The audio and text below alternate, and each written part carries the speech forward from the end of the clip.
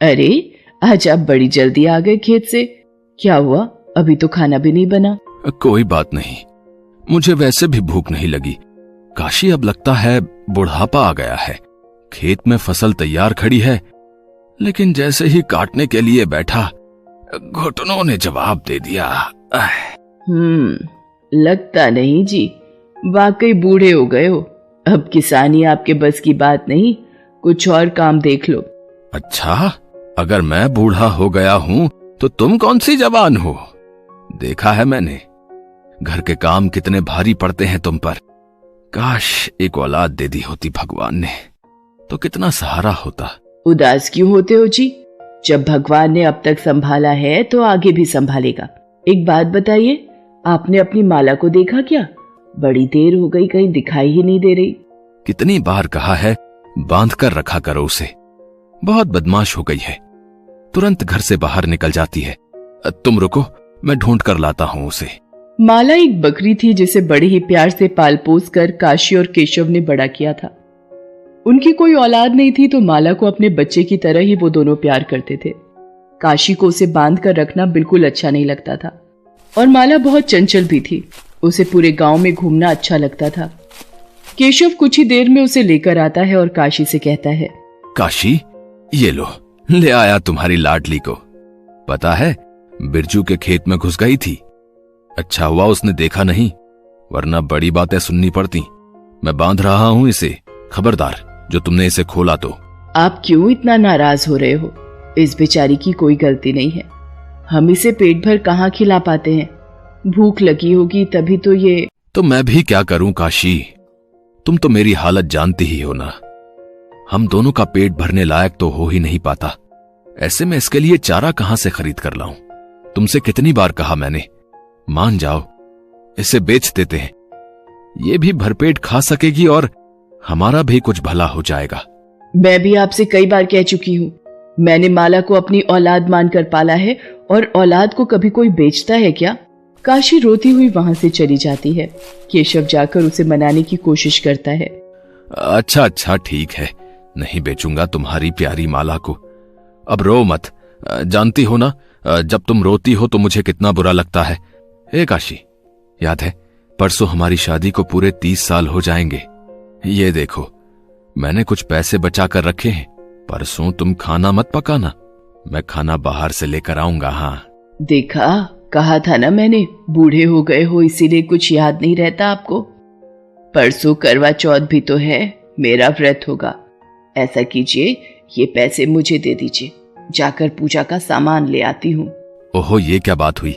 ये पैसे मैंने हमारी शादी की सालगिरह के लिए बचा कर रखे थे। तुम हर साल तो रखती ही आई हो ना करवा चौथ का व्रत, इस साल मत रखो। वैसे भी उम्र बढ़ा दी है तुमने मेरी, तुम ही कहती हो ना बूढ़ा हो गया हूं, तो अब ज्यादा जी कर क्या करूंगा? तुम्हें मेरे लिए पूरा दिन भूखा रहने की कोई जरूरत नहीं है, समझी? ये कैसी बातें कर रहे हैं आप?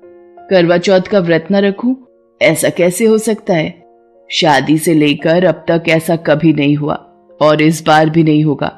मैं करवा चौथ का व्रत जरूर रखूंगी, आप बस मुझे जल्दी से पैसे दे दो। अच्छा बाबा, ठीक है, ये लो, रख लो ये पैसे, और जो जी में आए वो करो, ठीक है, लो। काशी हर साल अपने पति केशव की लंबी उम्र के लिए करवा चौथ का निर्जल व्रत रखती थी।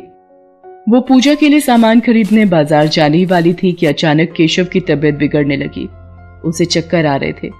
ये देखकर काशी घबरा गई। अरे, क्या हुआ आपको? क्या हुआ जी? केशव कुछ भी बता पाने की हालत में नहीं था। कुछ ही देर बाद वो बेहोश हो गया। काशी ने तुरंत अपने पड़ोसियों को मदद के लिए बुलाया और केशव को लेकर अस्पताल पहुंची। अस्पताल में केशव की जांच करने के बाद डॉक्टर ने बताया, देखिए, फिलहाल तो ये ठीक हैं, लेकिन क्या डॉक्टर साहब, क्या हुआ है इन्हें? माँ जी, ये काफी कमजोर हैं, इन्हें कुछ दिन हमारी देखरेख में ही रहना होगा। डॉक्टर की बात सुनकर काशी बुरी तरह घबरा जाती है। करवा चौथ की पूजा का सामान खरीदने के लिए उसने जो पैसे केशव से लिए थे वो तो अस्पताल में आते ही खर्च हो गए, और अब उसे केशव के इलाज के लिए और पैसों की जरूरत थी। उसने हर जगह हाथ फैलाए जहां से उसे मदद की उम्मीद थी, लेकिन कहीं से भी बात नहीं बनी।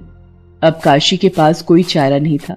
उसने अपने एक जानने वाले को घर बुलाया और उससे कहा, सोमू, बेटा तू तो जानता ही है कितनी मुसीबत में है हम। बेटा ये अस्पताल में है और इनका इलाज करवाने के लिए मुझे पैसे चाहिए। हाँ काकी, सब पता है मुझे। यकीन मानो मैं आपकी मदद जरूर करता, पर क्या करूं, अभी हाथ थोड़ा तंग चल रहा है। कोई बात नहीं बेटा। वैसे मैं ये कहना चाह रही थी कि तू पिछले महीने माला को खरीदने की बात कर रहा था ना, तो क्या अब तू उसे क्या कहा काकी तुमने? माला को बेचना चाहती हो? पिछले महीने जब मैं खुद आया था तो कितनी बातें सुनाकर भेजा था तुमने मुझे, और अब तुम खुद ही। क्या करूं मैं, मेरे पति अस्पताल में है, उनका इलाज करवाना है मुझे। तू नहीं जानता, तुझसे ये बात करते हुए कलेजा फटा जा रहा है मेरा। मैंने कभी नहीं सोचा था कि मुझे अपनी माला को ऐसे खुद से अलग करना पड़ेगा। अरे अरे काकी, तुम रोने क्यों लगी? मैं खरीद लूंगा माला को। बकरी के दूध की कितनी मांग है बाजार में, तुम्हें नहीं पता। चलो फिर पैसों की बात कर लेते हैं। 5,000 दूंगा मैं इसके बदले, ठीक है? काशी अपने दिल पर पत्थर रखकर माला को सोमू को दे देती है और उससे मिले पैसों से केशव का इलाज करवाती है। केशव अस्पताल में था और लगातार घर जाने की जिद कर रहा था। तभी काशी वहां जाती है। केशव उससे कहता है, काशी देखो देखो ना, अब मैं बिल्कुल ठीक हूँ। चलो हम घर चलते हैं। नहीं, आप ठीक नहीं हो। डॉक्टर साहब ने बताया मुझे, पूरी 4 बोतलें ग्लूकोज की चढ़ाई तब जाकर होश में आए हो आप। आपको कुछ दिन यहीं रहना होगा। लेट जाइए आराम से, मैं आपके लिए खाना लेकर आई हूँ। काशी तुम इन लोगों की बातों में मत आओ। ये सब पैसे लूटने के बहाने हैं बस। हाँ केशव काशी से बात कर ही रहा था कि उसे फिर से चक्कर आ जाता है। काशी उसे संभालती है और उसे बिस्तर पर लिटाकर गुस्से से कहती है, बस बहुत हो गया, बहुत कर लिया आपने अपने मन की। अब चुपचाप लेटे रहिए आप, आपको मेरी कसम। लेकिन काशी, हमारे पास इतने पैसे। आप बिल्कुल चिंता मत कीजिए, मैंने अस्पताल की फीस भर दी है। क्या? पर तुम्हारे पास पैसे कहाँ से आए? मैंने अपनी माला को सोमू को दे दिया मैंने उसे। इतना कहकर काशी रोती हुई वहां से चली जाती है। केशव की आंखों में भी आंसू थे। वो जानता था कि माला को बेचने का फैसला काशी ने किस तरह से लिया होगा। माला काशी के लिए एक पालतू बकरी से कहीं ज्यादा थी। इतने सालों से उसी पर तो अपनी ममता लुटाई थी काशी ने। केशव को काशी के लिए बहुत बुरा लग रहा था। इसी चिंता में केशव की तबीयत और ज्यादा बिगड़ने लगी। तब डॉक्टर ने काशी से कहा, माँ जी देखिए, हम अपनी तरफ से पूरी कोशिश कर रहे हैं, फिर इनकी हालत ठीक नहीं है।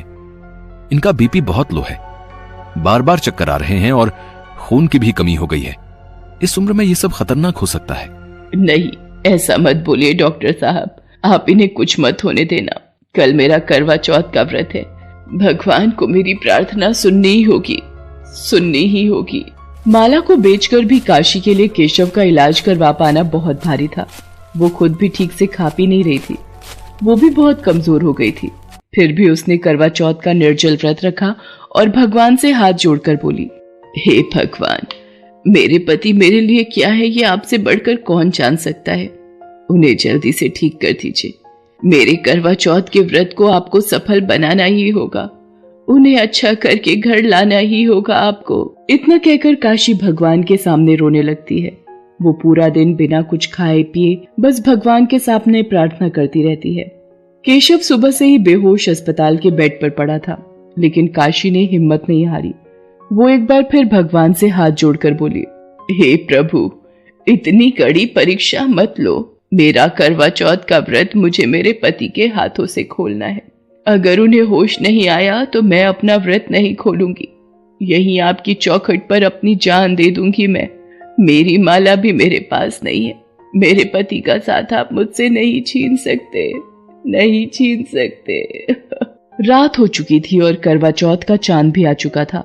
हर सुहागिन अपना व्रत संपन्न कर रही थी, लेकिन काशी भगवान के सामने बस रोई जा रही थी। तभी उसे पीछे से एक आवाज सुनाई देती है, काशी अब बस भी करो। बुढ़ापे में इतनी देर भूखी प्यासी रहोगी तो मेरी तरह अस्पताल पहुंच जाओगी। वो आवाज केशव की थी।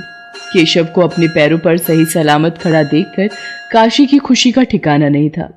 वो सबसे पहले भगवान को धन्यवाद देती है और फिर केशव के हाथों से पानी पीकर अपना व्रत खोलती है।